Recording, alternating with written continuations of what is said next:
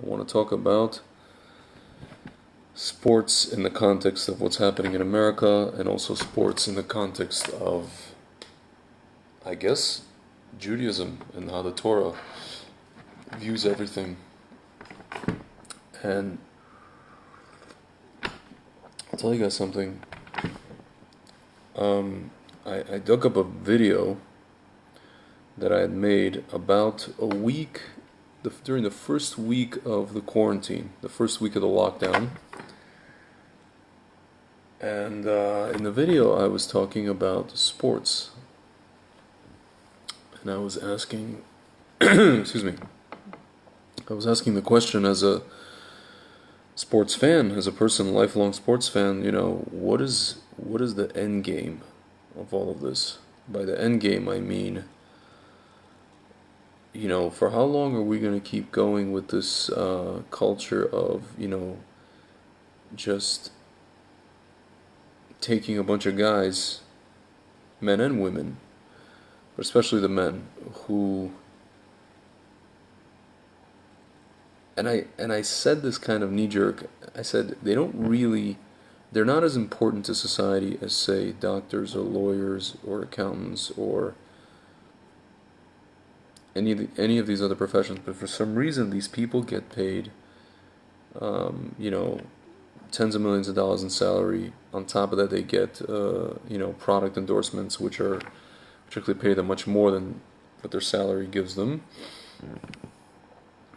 And, seemingly they're not as important as these other professions. Doctor, lawyer, etc., policeman, yes. Fire department, firemen, military, soldiers are not getting paid $1 million a year. At least not the grunts, as we call them. So, and, I remember mentioning that I received an answer one time that, 20,000 people don't come watch a doctor perform a surgery. And this is the reality. This is the economic reality of these respective occupations. So, okay, fine. So I concede that point. And, but it's interesting, I was asking the question, how long, again, as a sports fan, as a lifelong sports fan, you're talking about hockey, basketball, tennis, soccer, you name it, the Olympics. I was asking a question, how long can this go on? Or how much can we keep paying these guys? Because it always seems like we're paying them more and more and more and more and more every single year. It's going to get to a point where we're going to pay one of these athletes not $40 million a year. We're going to pay them 100 or 200 or $500 million a year just to put a ball in a basket. I mean, it's absurd, right? And then the grander question I asked is, like, how long is this going to keep going, in the sense of, like, just, are we not entertained?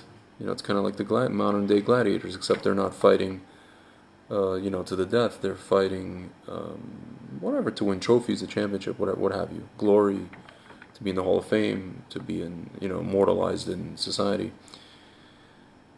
And it's funny, we fast forward 4 months, a little over 4 months since I asked this question. I had this question in the middle of March. And now we're seeing a situation where something has precipitated one of the leagues, one of the 4 major sports in America. It has precipitated for it to basically shut down, and not shut down because of COVID, shut down because the players were predominantly African American, decided that they are going to protest what is happening, or what they perceive to be happening in America, and they're going to walk out, they're going to boycott. And I'll say this, and I presume, the NFL season is coming up soon, I presume that the majority African American NFL will probably do the same, or postpone their activities. And it's interesting, my friends, because just to cover that point, I was just listening to this program by a radio host, and actually a TV host. His name is Jason Whitlock. He's a host on ESPN, and he's actually a African American, and he was saying that, like, I don't understand, like, these guys. It's interesting I mentioned all this money. He's like, well, if you want to be considered, an important part of society, or if you want your job to be considered something that affects change, like a doctor or a soldier or any of these people who are, like, getting paid way less to do jobs that are much more important than yours. Why don't you take all your money and all your resources and all your pull, all your connections, instead of walking out of the job, put all your money together. You guys are like the richest guys, some of the richest guys in the world. They're not billionaires, but if you pull all their money together, they're pretty wealthy people, and you pool all those resources, put them back into your communities, into the African American community. And this guy, who's himself is African American, he said, well, when I get money, I use the money to help, like, my fellow black men. And he was talking about, like, he had a show, and all the hosts on his show were these African American, these former athletes who now became, commentators and show hosts, talk show hosts, and stuff like that. Hosts of sports talk shows. And he's like, I gave these guys an opportunity. I gave these guys a job. And we created programs for African American youth, stuff like that. So, listen, it's not to say that these guys don't do that, right? But if you want to, again, affect change in your community, instead of having a situation where you have these men who, again, I'm not blaming the victim here, but, like, these men are caught in these certain situations. Why? The initial context is because they're doing something. They're in trouble. They're getting into trouble, right? They're on the streets. They're doing something illegal, whether it's a minor thing or a major thing, and then they're getting into some kind of interaction or altercation with the police, and then it escalates into something where, unfortunately, we have something like a George Floyd situation or something like a Jacob Blake situation, whatever it is. So instead of even being put in that situation, you have a thing where you could have a thing where these guys are, like, being productive members of society. They're not on the streets. They're not even within, so to speak, striking distance of a police officer. Forget about being shot. I'm talking about just even having any interaction with police. Anything, right? Because you have people asking a question, why do black men disproportionately, as a percentage of their population, get, have interaction with police? Well, I mean, because there's more of them on the streets. I hate to say it. And it's a communal, it's a thing it's a problem in the community, and this is something that's overlooked. They say, well, we don't care. We're on the streets, and if we're on the streets, don't bother us, don't touch us, la la la. Let us do what we do. But what you're doing is, like, illegal stuff. So it's like, what do you want the cops to do, right? And this is what this guy is saying. And of course, people will come out and say that whoever says that is an Uncle Tom, or if it's a white person saying it, like I'm saying it right now, it's a racist or white supremacist, right? Okay, you can keep saying that, but nothing's really going to change in your community. You could just keep saying it and saying it and saying it, but we still have the same situation. So that's on the micro level. On the macro level, my friends, I'll tell you, Hashem has a way of waking up society. And actually, this Jason Whitlock guy said he talked about there's nothing, there's no, how should I put this? There's nothing that had an effect on American culture in the last 100 years than sports. There's no one entity. And it made me think, for those of you guys who just heard the sentence, if you're in any way connected to Torah or Jewish history, and when I say Jewish history, I'm talking about the last, 3,000 years or 4,000 years, automatically you think of what? You think of ancient Greece, and you think of the story of Hanukkah. If you want to go further back, you can think of the story of Esav and Yaakov, where Esav is basically the one that is all into physicality, and his whole life is physicality. His whole life is just pleasure, seeking physical pleasure, material pleasure, instant gratification, and it's never enough. It's always like, what's the next thing? What's the next thing? What's the next thing? What's the next thing? So it's like I can keep asking the question.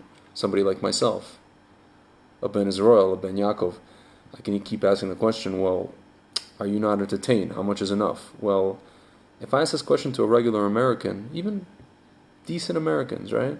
They'll say, well, what do you mean? What are you talking about? Like, people, they go to their job, they work hard, and they just want to relax. How do they relax? They watch a game, right? But it's just like you're stuck in a matrix, because it's like you work hard. What do you work hard for?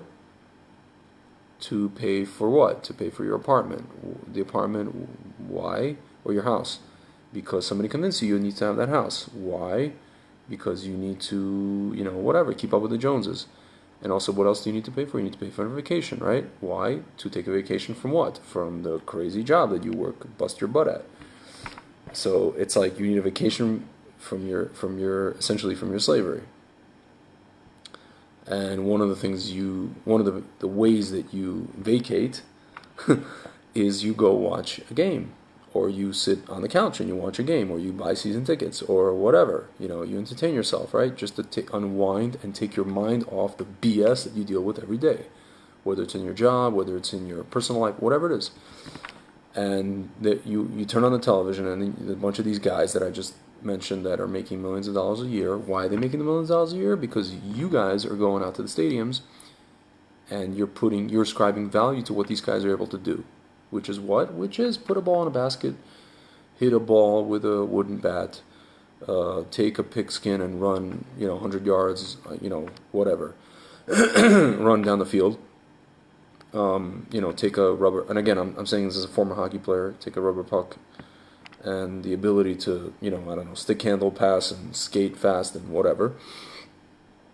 You have collectively ascribed value to it to the point where you're either going to watch it on television and, give ad revenue to the companies that are showing this on television, or you're going to pay like your hard-earned dollars for a ticket, and you're going to go to the stadium, stadion, which comes from ancient Greece. Once again, back to the story of Hanukkah, and you're going to fill those seats, and you're going to generate billions of dollars of revenue, not just in the seats, but in the merchandising and all these other things for these basically corporations. They're not teams, they are corporations, and one of the divisions of those corporations, one of the divisions of the New York Knicks is the basketball team, but it's not the New York Knicks. It's Madison Square Garden Co. Right? So you have the arena, you have, in this case, it's Optimum. James Dolan. You have the merchandise, you have the bars, the concession stands, you have the the what is it called? The theater at Madison Square Garden, which used to be called the Paramount. I think it was the Paramount Theater. You have all these entities, right? You have the corporate sales, marketing, this, PR, whatever. It's these are giant monstrosity corporations, my friends. There's like 30 of them in each sport on average, right? Some of them share buildings with others. Some of them are owned by the same person, right? Like Dolan owns the Rangers and the Knicks, but he has more, whatever. He has more hand in the Knicks than the Rangers. It used to be owned by Madison Square Garden. I think it was actually Paramount. That's what it was. Paramount Theater. It was owned by Paramount, or one of the divisions of Paramount, before Dolan bought it. So, my friends, you have these entities, and like,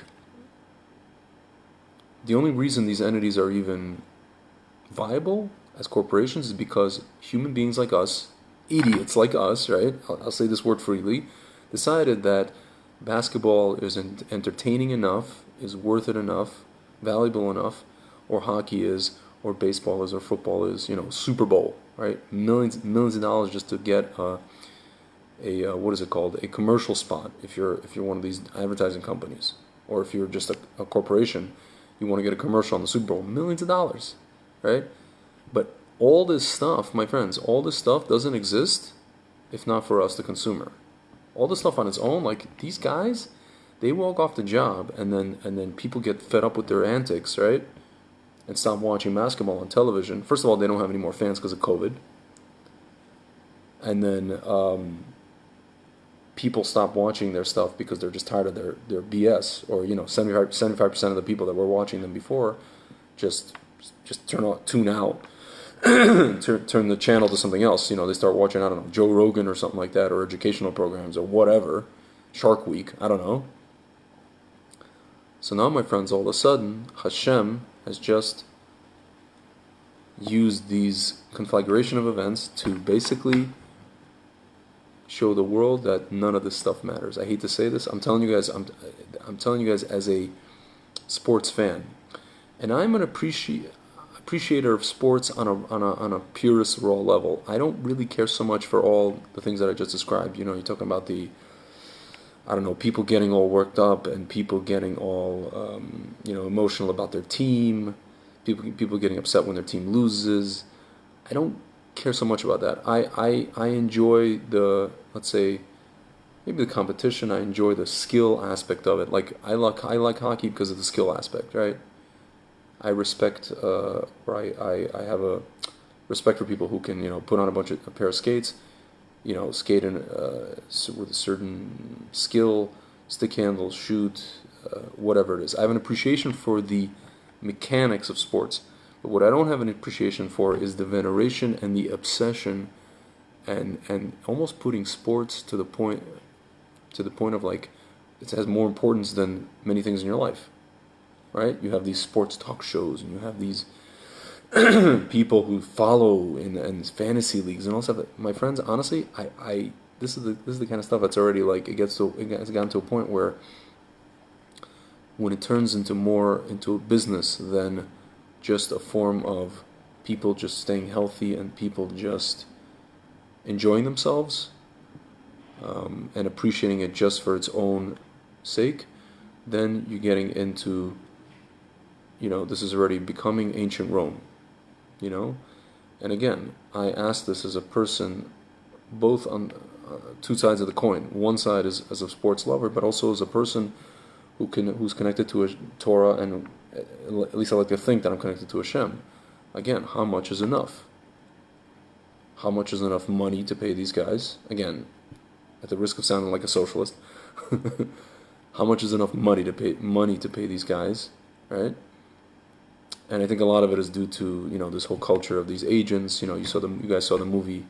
What was it called?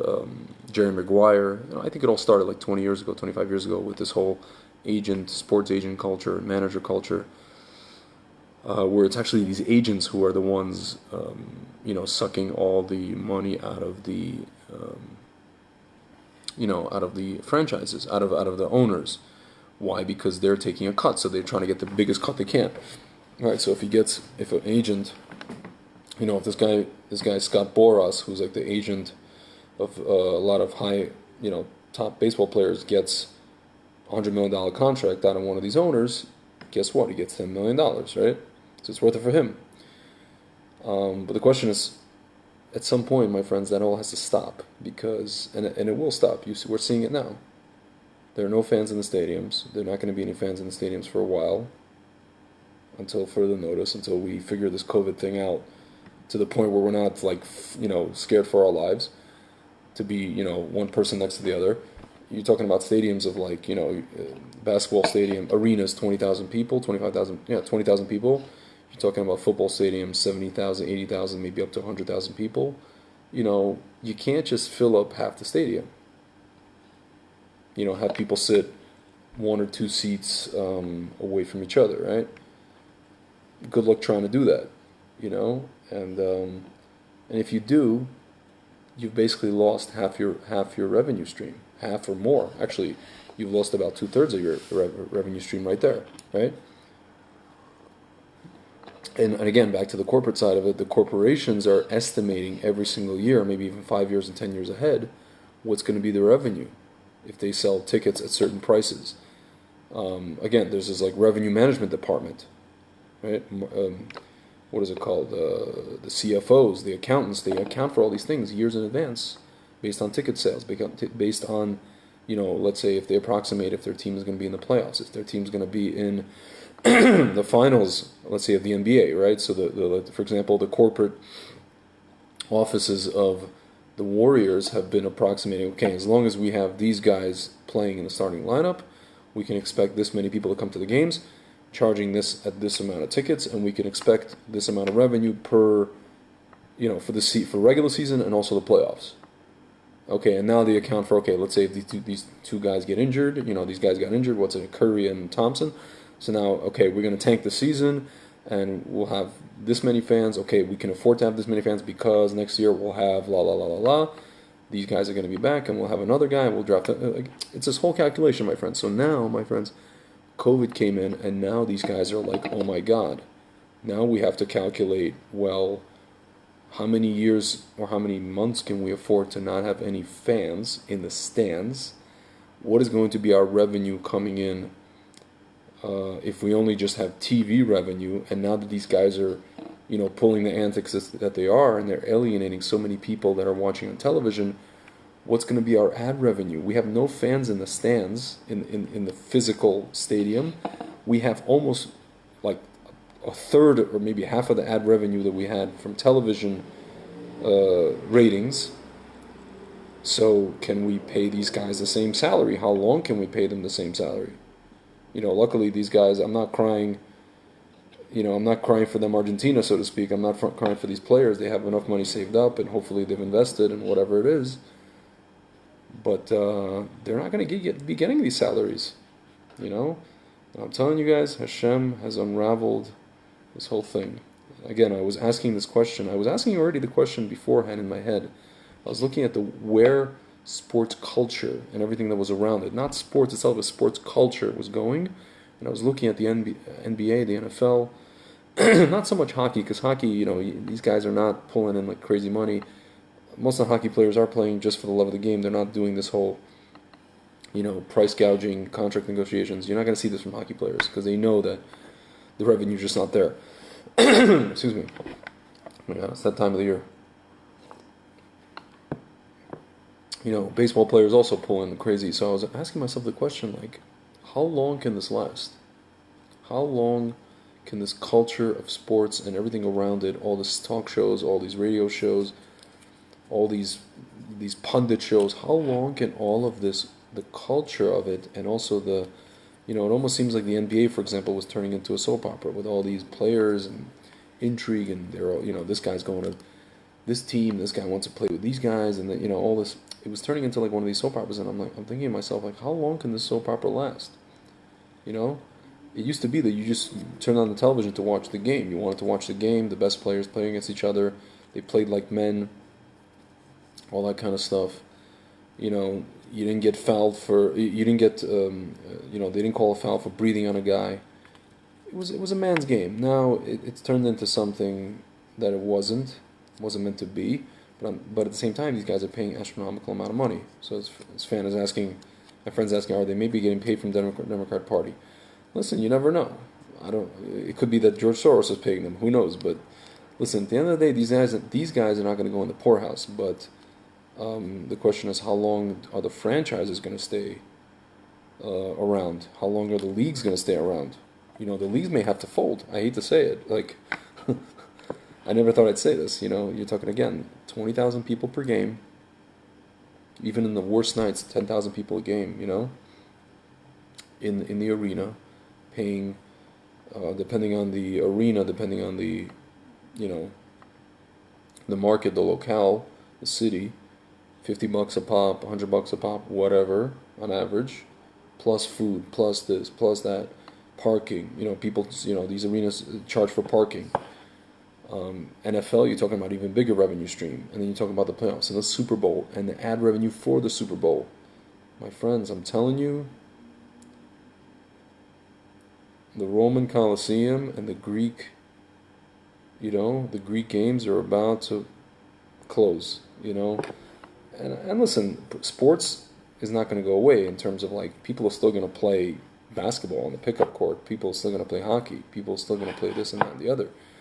But I think this whole culture of veneration and this whole culture of excess and this whole culture of, just this Greek thing, or as we say in Yiddish, Zach, this whole Greek Zach, which basically was the war, the story of Hanukkah. It was the people who were the Hellenists, Greek, the ancient Greeks, and also the Hellenists, the Jews who wanted to adhere to that culture versus the authentic Jews. And this war was fought for a very long time. It wasn't just like a few battles and, the temple and the oil. It was like 20-year, 25-year struggle. with these things. And my friends, I'll tell you, I'm looking at all this stuff, and it's so crazy, like how, I don't know, it was weird. Like, I think it was like a year ago, I actually started asking the question in my head again, when is enough enough? You know, are we not entertained? And then you saw what happened in March, the lockdown, and then sports kind of tried to come back. It did come back, and now we see this whole event happen, and all of a sudden these guys are walking out, and now you see this kind of perfect storm, and you realize that, like, it may never come back the way it was, in terms of, sports captivating, the culture, the cultural milieu and the audience that it had. And it's almost like Hashem is just unraveling all these things. He wants humanity to wake up to reality, as opposed to just being in this matrix of going to work. Okay, I just want to relax. Let me get these tickets to the game. Let me turn on the television and watch the game. That's always on, and there's always people in the stadium. It's always on TV. Even in the summer, there's something to watch. But now, my friends, you actually have to, I don't know, pay attention to your family. You actually have to focus on yourself. I don't know, personal development. Maybe watching, some kind of a lecture, some kind of a podcast, some kind of this, some kind of that. I'm not saying people don't. I'm just saying, like, maybe, and again, I'm telling you guys this as a sports fan and as a former, like, high school athlete, like a lifelong sports obsessed person. Like, maybe there are more important things than sports. And again, I say this, mind you, I'm telling you guys, so you guys don't think I'm like some geek. I'm saying this to you guys as a person who stayed up late last night to watch the NHL playoffs on his phone from Israel. I'm 7 hours ahead. There was a game on at 6 p.m. or whatever it is. It was like 1 o'clock in the morning. I was watching a game of a team that is the arch rival of my favorite team. I was watching the Islander Flyers game. My friends, I mean, like, I'm a sports fan, listen. And I enjoy hockey. Why? Because I like watching it. I used to play it. But all of the culture around it, and all of this whole thing of, like, it just keeps going and going and going, and every year, and and like, what's the goal? Okay, win a championship. What's the goal? Okay, I want to get in the Hall of Fame. Okay, like, get paid more money. Okay. And how are you affecting, and I'm not saying these guys don't do any charity work, they don't do any hesed, they do. But again, in the case of, like, you look at NBA, and this is something, again, goes back to what Jason Whitlock said. You got these guys they're the highest paid athletes in America in all of sports, apart from, like, maybe European soccer players, and even then I think NBA get paid more. So these guys, instead of walking out on their jobs, they should pull together all their resources, all their money, and say, listen, we're gonna now start programs in the communities that we come from, which have issues, not just with the cops, but internal issues like gang violence. A lot of these people like to say, well, why do you people always bring up black on black crime? Isn't there also white on white crime? Yeah, there is, but gang violence is something that is specific to, unfortunately, it's African American community and also the Hispanic community. Gang violence, and it just goes on and on and on. And what is the whole premise? The whole premise is somebody from one gang kills a guy from the other gang. So what does the guy, what does that gang do? The ones that just lost their, one of their guys, they go and come back with the other one, and then it just continues tit for tat, tit for tat, tit for tat, tit for tat, tit for tat. Sound familiar? I live in the Middle East, right? At least with us, we realize, and we try to, have negotiations and peace talks and security, whatever. That's a whole other thing. We bring outside people. We realize that it's internal and we have to solve it, right? But for some reason, in the African American, again, it goes back to what I said in the beginning. In the African American community, they're just not owning this issue, and if they are owning it, they're not connecting it to the concept of Black Lives Matter. Because if you're saying Black Lives Matter, again, it's not that all lives matter. It's that Black lives matter in all cases, or they should. And for some reason, my friends, they don't. And even the guy, what's his name, Don Lemon on CNN said, I'm only talking about Black Lives Mattering in the cases where cops get shot. We're not talking about Black Lives Mattering in the case of blacks killing other blacks. But my friends, that's 95% of the of shootings of black men are blacks when a black guy does it, not when a cop does it. So, again, that's a whole other conversation. I'm not going to get into it. But the point is that if these players cared, they would pool their money together and they would come to their communities. They would say, hey guys, let's not solve the symptom. Let's solve the actual problem. The actual problem is the stuff that's going on in our communities. Let's solve that. But, I'll tell you guys something. That requires work. It requires patience. It requires time. It's much easier to say, well, it's the cops walk out and we're gonna riot and we're gonna protest and we're gonna raise up a fist.